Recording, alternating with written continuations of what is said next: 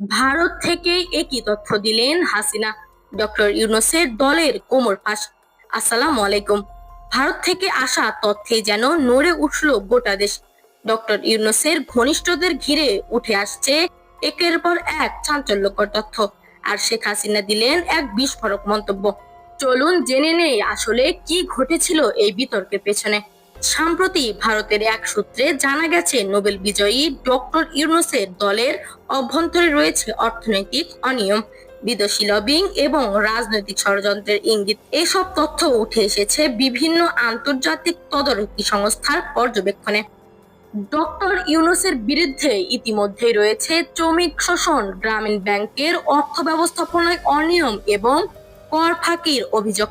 শুধু তাই নয়, প্রাইভেট কোম্পানি দিয়ে কোটি কোটি টাকা সরানোর অভিযোগও একাধিকবার উঠে এসেছে। সব মিলিয়ে এখন প্রশ্ন একটাই, বাংলাদেশের স্বার্থ বিরোধী কার্যক্রমের পিছনে আসলে কারা জড়িত? অপেক্ষা এখন তদন্তের চূড়ান্ত পর্যায়ের ফলাফলের। পরবর্তী আপডেট পেতে আমাদের চ্যানেলটি সাবস্ক্রাইব করে পাশে থাকা বেল আইকনটি অন করে যাবেন। ধন্যবাদ সবাইকে।